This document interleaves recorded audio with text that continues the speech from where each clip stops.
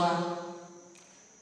Ils se réjouissent devant toi comme on se réjouit en faisant la moisson, comme on exulte en partageant les dépouilles des vaincus.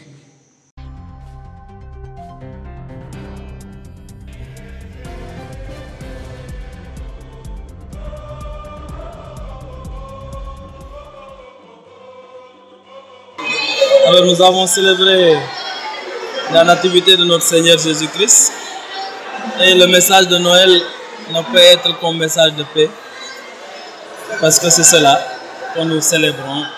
Dieu qui se donne dans la simplicité et dans l'humilité pour que le monde aussi puisse en prendre exemple.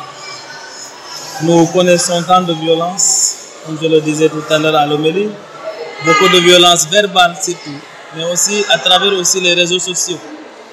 Alors nous sommes interpellés tous.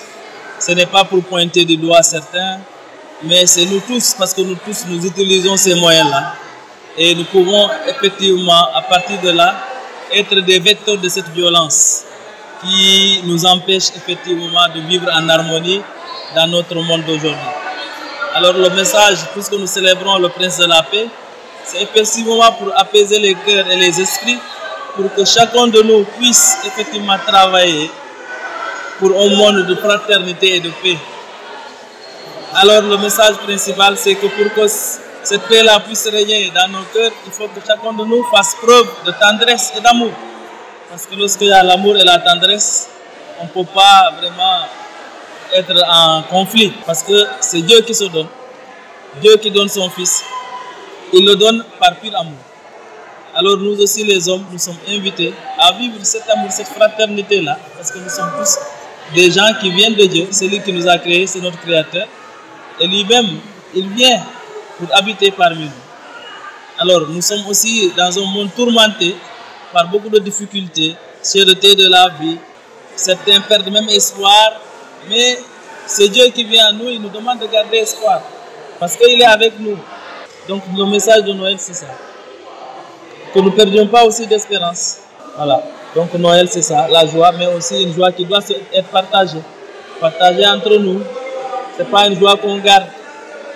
Et d'ailleurs, le premier message, les premiers messagers, c'est les bergers, des gens simples, des gens qui sont marginalisés dans la tradition juive.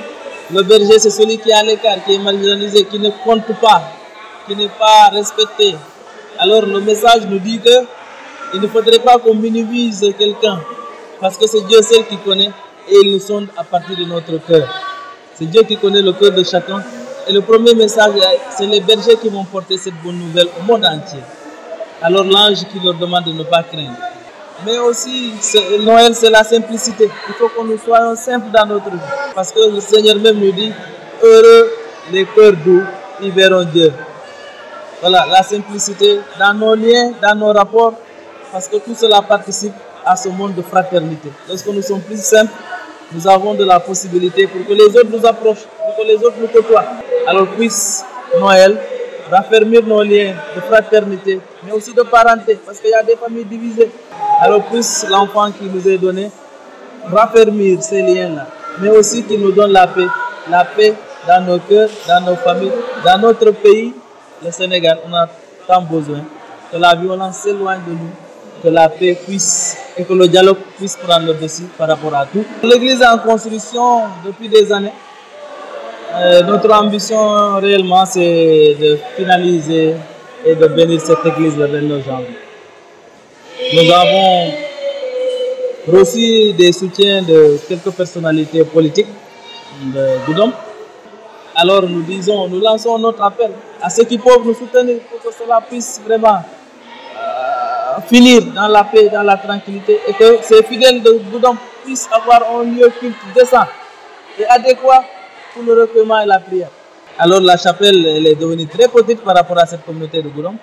Elle ne parvient plus à contenir.